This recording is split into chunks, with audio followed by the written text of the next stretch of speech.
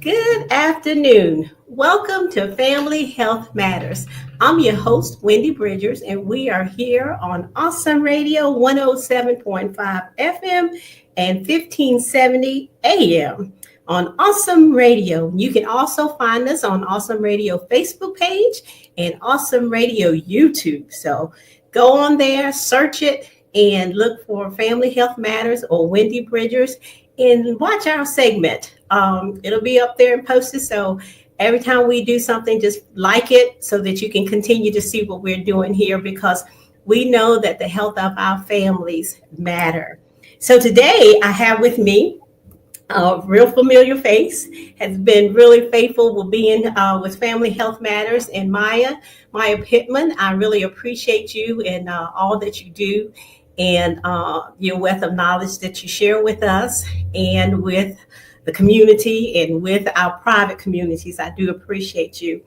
And I know just catch us up a little bit on what your titles are now, what you're doing. Yes, so I'm glad to be back. I really appreciate this space, especially what it's doing for the community. And it's grown with me. So to update you, I think last time we've met, I am a licensed clinical mental health counselor. There's an S that they put on the back. So now I can supervise other therapists. Okay. Shows how long I've been in the game, which has been really positive in mentorship. I'm also earning my doctorate degree in community care and counseling, and I'm specializing on marriage and the family. So I have absorbed a wealth of information over this last going on 3 years as I enter the dissertation phase. I'm excited about that. And then, of course, Amethyst Counseling Services continues to run doing individual therapy based out of North Carolina, Maryland, DC, and Virginia. And we're still taking clients. So it's been very busy and adding on mom and wife to that. Things have been going well and moving forward. So I'm glad to be here to talk a little bit about this today. Well, wonderful, wonderful. Thank you and congratulations. And I'm so proud of you. As you know, I'm very proud of all that you're doing. And it's just good to see people of color. Thank you. Absolutely. People of color. So, and we need you and more of you. So you need to clone yourself and make some more people. So today, as you know, rolling off of what you said about being a therapist of color, this is Black History Month, and I think this is something that doesn't need to just be shared just on February. It's something that needs to be shared all the time. So we probably will replay this again because it's very significant and important. So Today we're going to be talking about mental health in the Black community. And we're going to emphasize and talk a little bit about breaking the stigma. This, what people just sort of throw in the back of their minds about what mental health is and who should do it and why you shouldn't or why you should and how it's going to affect you. So we want to just start off with that a little bit and just talk to a little bit, Maya, about why is this important just to be talking about this today? Yeah, well, beyond the fact that it is Black History Month, and this is a great time to make a turning point. I was thinking today, there's never a wrong time or a late time to make a change. But there are a lot of reasons, especially why mental health has historically been a difficult topic for the Black community. First and foremost, we come from generations that had to focus first on survival.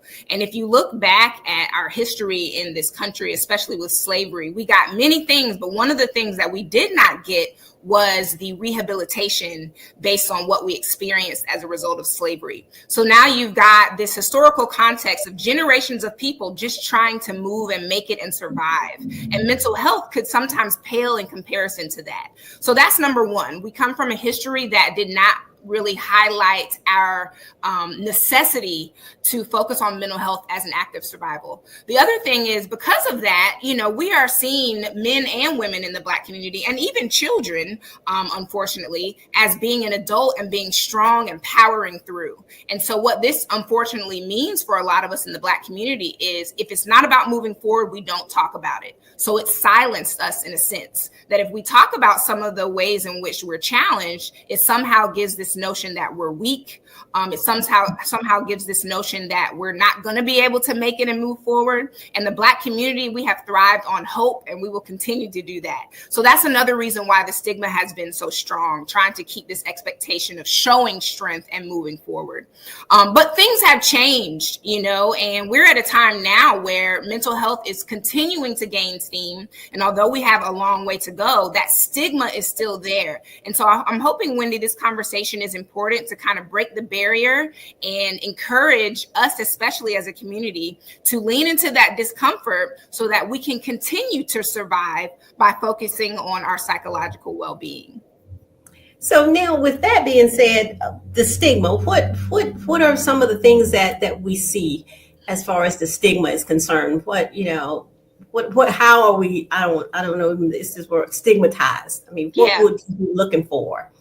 Right. Well, quite frankly, being anti-mental health. So unfortunately, in our faith communities, and some of the narrative is that all we need is God and Jesus, right? But I'm a firm believer that God's purpose for my life is to assist and help communities with mental health. And so I think faith communities have done a better job of embedding counseling services with licensed professionals, offering what they call small groups to really have a safe space of reflection and maybe flex some of those vulnerability muscles that allow us to move forward with opening up and talking about mental health. The other way in which we're stigmatized, not just faith, but family.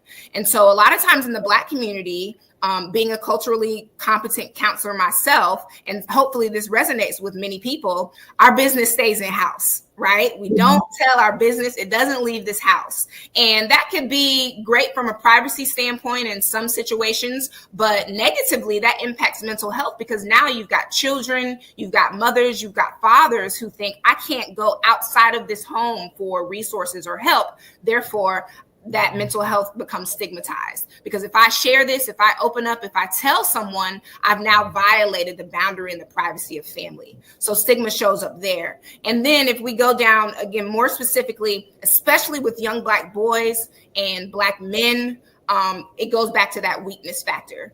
There doesn't want to be anything attributed to Black men that suggests weakness or the inability to handle problems or issues with themselves. But we all know that strength really comes from our ability to open up and find the resources for the needs that we have. So we can really switch that narrative for ourselves.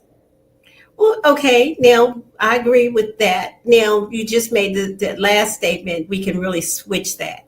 And I know that I remember when we were little, that we were told, as you said, what we say in the house stays in the house. And I remember one time we were little and we went to the store somewhere and somebody asked me a question and I said, my mama said that we cannot talk about this because you're not in our house.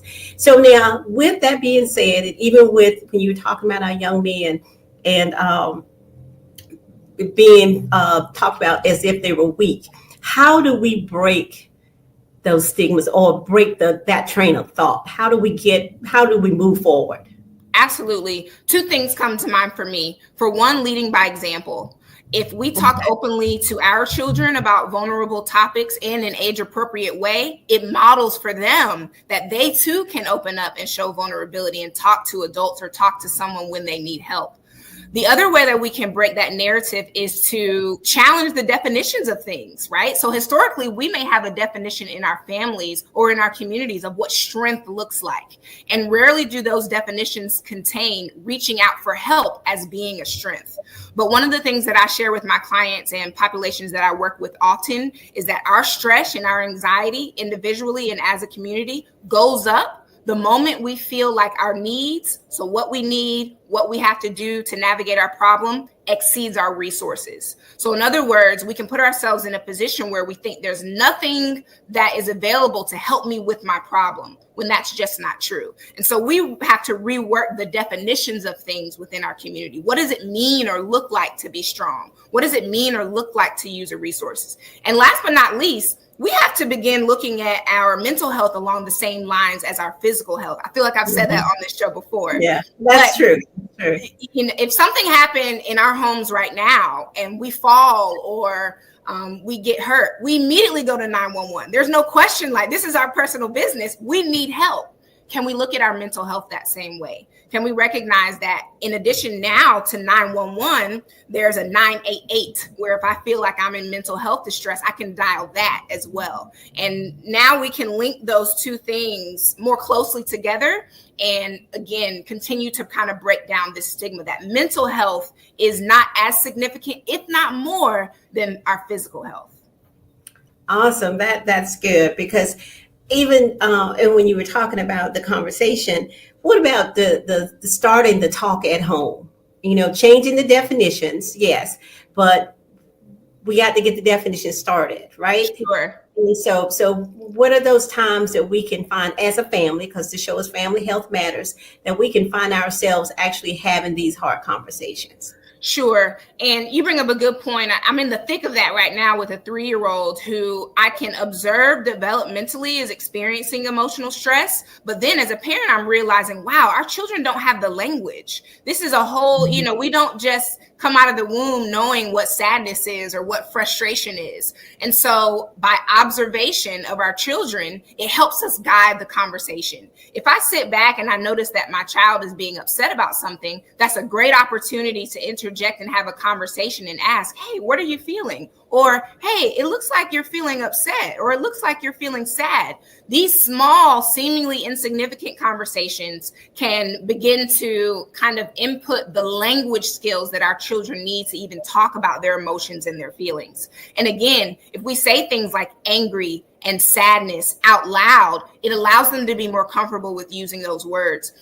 Really briefly, I had a conversation with a friend the other day about how we could not say lie in our home growing up. It was always, I'm telling a story. Uh-huh. So I had to address this with my 3-year-old. And as the word not say lie and say story was coming out of my mouth, I realized this sounds ridiculous because a lie is a lie and a story is a story. We say stories at bedtime.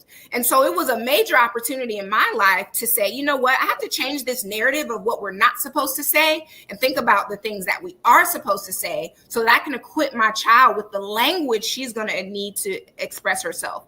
This can also take place at the dinner table at the end of the day when we say, hey, how was your day today? What happened? Inquire about those feelings and those situations and those emotions, because as adults, we're aware of that language, but our children are not. So those are kind of small opportunities that we can do that with children. And especially with ourselves, I think adults have more knowledge to just what I call lean in, which is when we know we have to enter an uncomfortable situation, allow it to be uncomfortable so that we can allow ourselves the practice that we can pass on to our children and continue to facilitate for ourselves. Wow, that is so powerful. And as you were talking, I was thinking, as an adult, and I know that, the conversation needs to take place. I think sometimes we have to change. We have to learn ourselves all over again, because what we learn as children, we have to reteach ourselves. Or how do we do that and still feel okay in our skin? And that last piece, and still feel okay in our skin, is the answer. When can you say is the last time you've allowed yourself to even be with yourself? In adulthood, we have so many responsibilities. We have so many different communities that we have to be a part of, whether it be work, home, organization, sorority, fraternity. When are we with ourselves, where we're talking to ourselves, where we're empowering ourselves? The same things that we do for our children by potentially giving them things like affirmations to say or helping them memorize a poem for church. We should be doing these things with ourselves first. And that can be really uncomfortable. But one of the challenges, for example, I've given a client not too long ago was I encourage her to take herself to dinner, be by herself, allow herself to feel uncomfortable, and then think about how that felt. And this started the gateway of being comfortable enough with self to say, you know what, I can feel sadness and talk about it. I can speak life into myself, and then I can have these conversations with other people. So that's a great question. We can do this by journaling. And that seems like such a tedious task for so many people, but a journal can be 2 or 3 thoughts from the day to start getting comfortable with being ourselves. We can start this by doing prayer with ourselves before we go anywhere, looking in the mirror and maybe saying 2 or 3 affirmations or things that we need to keep in mind for that day. And little by little, this allows allows us to get more comfortable with that language that we need and foster awareness for when it is that we will need help, so that we can reach out. Wow, that's good. That's good. And as you were talking about journaling and how we're so quick to say we don't have time, or as you said, it may not mean as much to some people as, to say journal or to write. You have to make yourself. And I found that I have to make myself actually do it and write it down. And because if you're just thinking about it, you're just thinking, sit down and write down my day or what went important. It doesn't seem very significant until you actually start putting it on paper. Then you start write more and write more and write more. And I found, to me, it's been consistency. And even with being retired, one thing that I found that I was sort of feeling off balance some as far as what was going on. But then my daughter told me, she said, Mom, one of the things you need to do is you need to set time for particular things, if it's nothing but an hour. And in my mind, I was thinking, I'm retired. I shouldn't have to have a schedule. I shouldn't have to do this. But we have to have some control. And yes. I think that was a big adjustment to me, was to know that I had control when I worked. And I still need some balance and some control now. Sure. And, in terms of, I'm sorry. No. Go ahead. Yeah, I had finished. Yeah. Yeah, well, in terms of narrative, something that I've heard recently is it's not about us not having time. It's about us having capacity. And if we think about the things we have to prioritize in our life, such as physical health, our children, our spouse, why is mental health not up there and getting a piece of that pie of our energy and our capacity? The other thing to maybe be open to reframing is we have plenty of time. We don't have time to waste. One thing we guaranteed have inevitably is time, but we don't have time to waste. And so if we keep saying, I'll do it next time, I'll do it next time, I'll do it next time, at some point we're just saying, I don't have time for this thing.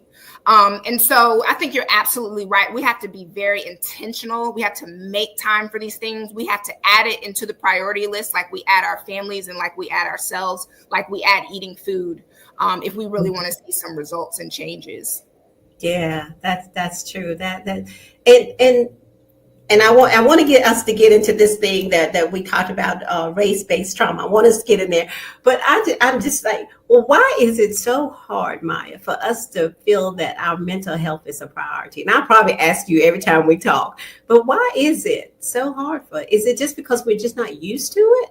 We're just not used to it. A huge resource I share often is a book called The 4 Agreements by Don Miguel Ruiz. And really quickly, early on in that book, he says around the age of 3 or 4 is when we're most ourselves. And I know that to be true. I'm watching it in real time. But when we get about 5 years old is when we start making what we call agreements. I believe in God because my mother told me to believe in God. I'm supposed to do this because my family says I'm supposed to do this. And a lot of times, Wendy, it's not until a lot later in our adult lives that we confront those agreements that we've made and we make re-agreements. And so that's what I love what we're doing today, which is implementing things like mindfulness courses and even mindfulness apps for children so that they can start making those agreements early on, just as much as school shows us the food pyramid. They're now getting a sense of what feelings look like and what the brain looks like. And so hopefully if we're able to do that on the back end as families with ourselves and with our children, we can slowly but surely change the narrative for the next generation and make it something that we can't get away from. Yeah, that's right. Can't get away from it and just push it to the side, because it is important and Absolutely. It is a priority. And moving from that, because we see this in as I was reading about race-based trauma, so that's what we're going to talk a little bit about right now. I found out that that's not new. We just never probably named it. And it's something that we're experiencing every day. So yeah, you're right that we have to prioritize our mental health, and we can't put it aside, because if not, we're not going to survive. So just talk just a little bit about what is race-based trauma. What is that? Yeah. And this is so pertinent to today's time. It always has been pertinent, but things are changing and we can't deny that.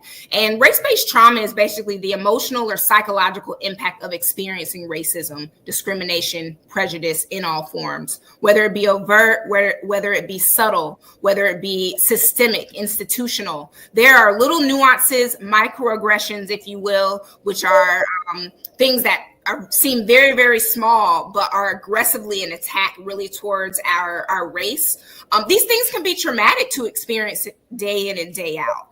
If we consider the political climate, for example, it has given people a false sense of permission to show maybe some of their prejudices a little bit louder. And that ultimately impacts everyone, people of color, Black people, anyone who's being discriminated against. And so what's really important about this is just like stress can begin to cause physical harm to ourselves, the impact of race-based trauma on a psychological level can look like hypervigilance. So being really paranoid, what is someone going to say? What's happening? What's someone going to do? It can be anxiety. So just pure worry about the future. What's going to happen to me? What's going to happen to my community? Difficulty trusting others, which can really show up in work or at school for children. And for young Black children, this can start really early, especially if they're a numerical minority in their classroom. And then even physical symptoms like headaches, stomach issues. Some of those things that we see are associated with anxiety and depression. The physical symptoms can begin to manifest over time.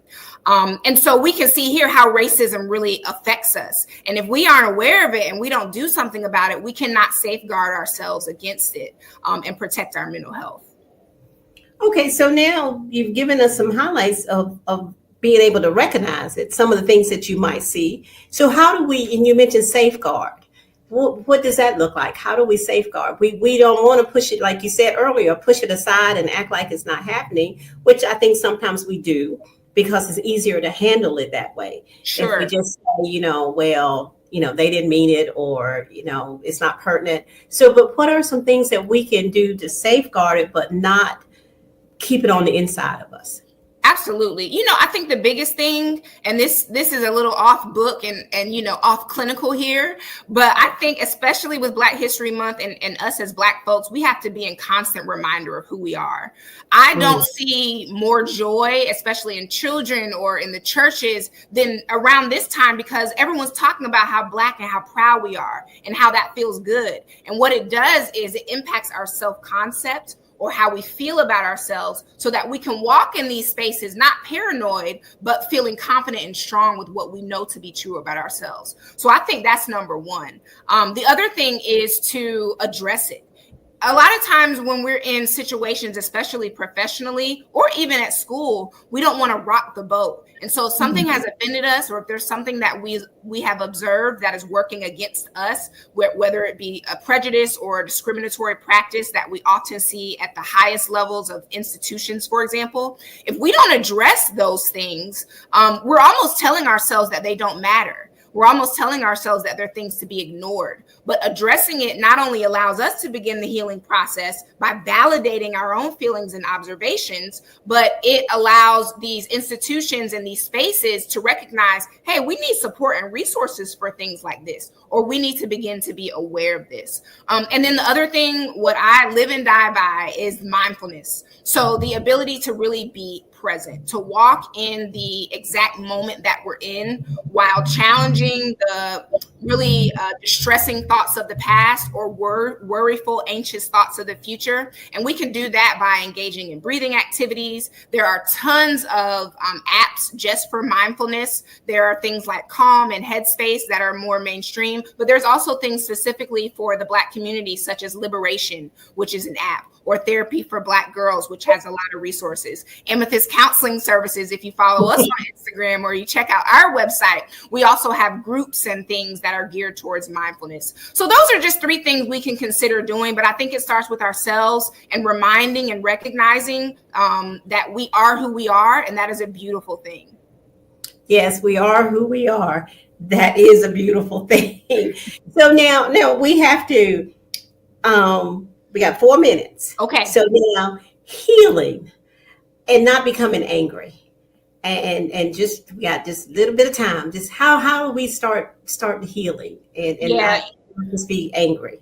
Absolutely. You know, again, I go back to mindfulness and meditation and journaling. Journaling is so important. And journaling does not have to be pen to paper. We can go into the audio section of our phone and just record. What happens is when we have 2 or 3 distressing thoughts in our head, they can manifest into what feels like 30 or 40 things. So when we get them out of our heads, now we can deal with them. Now we can actually look at our thoughts and emotions and process them. And it does a world of good for our bodies and for our brains. Think of it as like fasting physically, or detoxing or releasing. We can do that mentally as well. The other thing, I've mentioned mindfulness meditation, but just talking to someone who you can trust can be incredibly healing. The beautiful thing about therapy is it acts as a mirror, and it shows you what you cannot see or those around you who love you cannot see. And so you have an opportunity to really face what you need to heal from and gain the necessary tool coping strategies. Awesome. Very good. Very good. Because it's definitely out there. Things are changing. People are becoming more uncomfortable. And I like what you said, that you got to have confidence in yourself, and you've got to find ways to just build yourself and your family and keeping communication open, whether it's at the dinner table. And I guess maybe even bringing back some of those times where you actually do come to the dinner table to eat, instead of being in your room, your children in your room, in their room, but actually having that opportunity where we can come together and be able to talk about, as you said, how was your day, and just finding out, are these things really happening, and how our children are reacting to it and how we are reacting to it. And I think something that to me is important, that we don't react so quickly, because if something has happened to us at work and then we come home and then we're reacting to the family, that's hard to, how do you do that? How do you sort of just let the day go really quickly? Really quickly, letting the day go, recognize and make opportunities for your transitions. What I mean by that is every place we find ourselves at, we were leaving a place to get there. So if we're in the car, if we're walking home from school, if we're going even from downstairs in your house to upstairs of your house, these are small embedded moments for us to take a deep breath, for us to regroup, and for us to recognize this is a transition and I'm moving on to the next thing. So I challenge all the listeners today, during your next transition, take a moment for yourself, acknowledge it as a transition, breathe, and know that you can get through the day and to your safe place, which is hopefully home with your family. Oh, what a wonderful way to end. That is awesome. That, because taking advantage of every moment in that transition, and you will feel much better when you get there. Maya, Thank you so much for this wonderful information. I appreciate it. You are awesome all the time. I do appreciate it. And again, this is Family Health Matters. I'm your host, Wendy Bridgers. We are here every Thursday from 3 to 3:30 on Awesome Radio 107.5 FM and 1570 AM. And you can find us on Awesome Radio Facebook page and Awesome Radio YouTube. Just search Family Health Matters and you'll be able to find this segment again if you miss it on Thursday. So thank you again for joining us. And thank you again, Maya, for being here. Thanks for having me. Have a great week, everybody. Thank you so much.